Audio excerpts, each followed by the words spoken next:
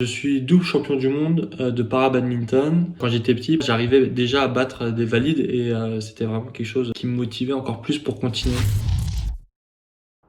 Bonjour, Lucas Mazur pour NFCA Media. J'ai 22 ans, je suis double champion du monde de para-badminton 2017 et 2019. Mon objectif de carrière, c'est de remporter la médaille d'or aux Jeux de Tokyo en 2021. Le sport, en fait, a eu un impact très jeune dans ma vie d'homme parce que j'ai commencé le sport en allant au stadium à Toulouse pour voir les matchs du TFC et en fait, ça m'a tout de suite marqué, ça m'a tout de suite pris. Je devais avoir 6-7 ans et donc je me suis dit que je voulais faire du foot et je voulais faire du sport directement et donc j'ai commencé par le foot à la SPTT Toulouse. La passion du badminton, elle est venue en EPS quand j'étais au collège. J'ai commencé en cours de sport, le badminton, et j'ai trouvé ça très très marrant.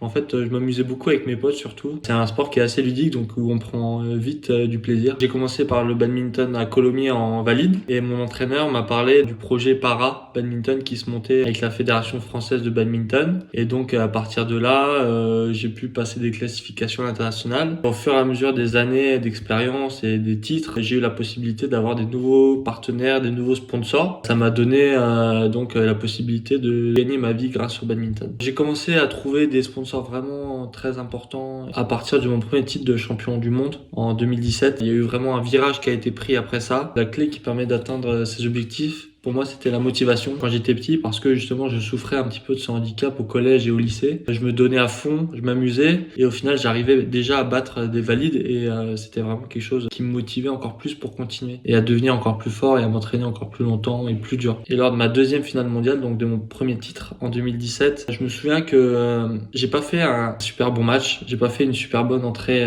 sur le premier set. C'est un 2-7 gagnant le badminton. Et en fait, j'arrivais quand même à être bon sans forcément produire les meilleurs coups. Ça m'arrivait de faire des bois, de taper sur le cadre. Mais j'arrivais quand même à gagner les points même si je faisais beaucoup de fautes. J'avais tellement confiance en moi que je savais que j'allais gagner justement. Et c'est pas parce qu'on fait un mauvais match qu'on va forcément perdre. Justement, il y a des mauvais matchs qui permettent de forger le moral et le mental et donc qui permettent de préparer l'avenir. Des fois, on peut faire un super match, peut-être le meilleur match de notre vie et perdre parce que l'adversaire est meilleur ou parce que ça sourit pas ce jour-là. Le para-badminton évolue dans le bon sens parce qu'il y a de plus en plus de sponsors qui s'y intéressent, il y a beaucoup plus en plus de médias, d'interviews, vidéos sur les réseaux sociaux. Beaucoup plus d'athlètes maintenant osent se présenter comme des joueurs para-badminton et c'est génial parce que ça monte en flèche. Vous pouvez me retrouver sur les réseaux sociaux, @lucasmazur9, tout attaché avec le chiffre 9, que ce soit sur Instagram ou sur Twitter. Ciao ciao.